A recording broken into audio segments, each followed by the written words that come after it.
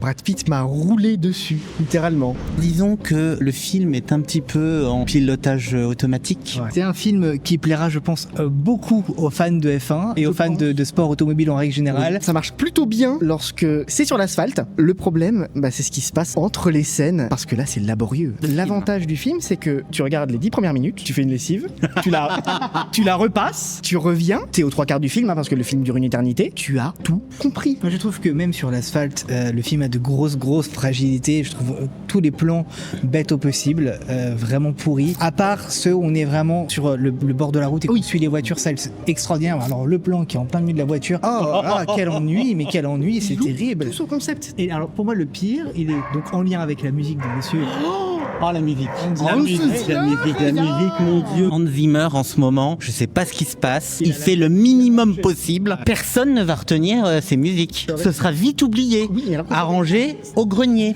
ou à la cave. Je descends chercher la musique de... Moi j'ai un autre problème avec le son. Donc alors le son est assez extraordinaire. Il y a un vrai travail de mixage qui est formidable. Mais quitte à faire, je voudrais bien entendre le bruit des voitures. J'ai pas envie d'entendre le bruit des commentateurs. Ça ne m'intéresse pas d'entendre ce que je suis en train de regarder. T'as pas compris, c'est parce que en fait dans le film, Brad Pitt, c'est le stratège ultime. C'est-à-dire que Brad Pitt, même quand il est dernier, il est premier. Le film te le répète 7 fois. T'as pas compris, Vincent? Non mais c'est incroyable. Et oui, effectivement, à un moment ils sont tous les deux sur la piste. On ne voit que toutes les autres voitures ont disparu de tout le circuit. En même temps, je pense qu'il y a un gros budget qui est passé sur les grosses têtes de la F1. Ils apparaissent une fraction de seconde, genre t'en as un à la fin, il fait « Hey Brad Pitt, salut !»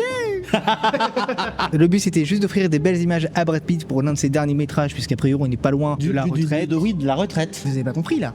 Mais le but du film, mais bien, c'est comme Tom Cruise. Ouais, c'est pour te dire que Brad Pitt, il est increvable. C'est pour ça que là c'est une sport automobile. Oui, voilà, il a pas. Ouais. Bon, si il court. Mais attention, attention, il il court moins vite que Tom Cruise dans Mission Impossible. C'est vrai. Mais je dois vous avouer quelque chose. J'ai fait une Thibaut, je me suis endormi. Justement, c'était tellement chiant et le film avait rien à dire. Vraiment, je n'en pouvais plus. Ça, je vais te dire, laisse-le dans le montage final parce que je me sens moins seul. Je vais voir si je peux le monter pour le dynamisme de la vidéo. Oui, il faut garder un rythme, tu vois. Pas comme F1 en fait au final. C'est ça.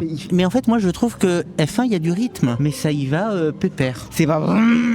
Ça y va pépère, doucement, tranquillou. Non, t'as pas le rythme. T'as les moments de course où enfin le film se réveille, et puis après le reste, t'as Papy qui est en train de marcher avec son déambulateur. Et ben j'ai envie de te dire, mon cher Vincent, quelle note tu lui mets? 3 sur 5. 2,5. Moi aussi, ça va être 2,5. Le mot du film, c'est dommage de voir ça. Ah, c'est vraiment dommage. C'est vraiment dommage. C'est pas ça les paroles. Abonnez-vous. Tu fais Brad Pitt qui a mal au dos. J'ai Brad Pitt qui a mal au dos. Abonnez-vous. Merci.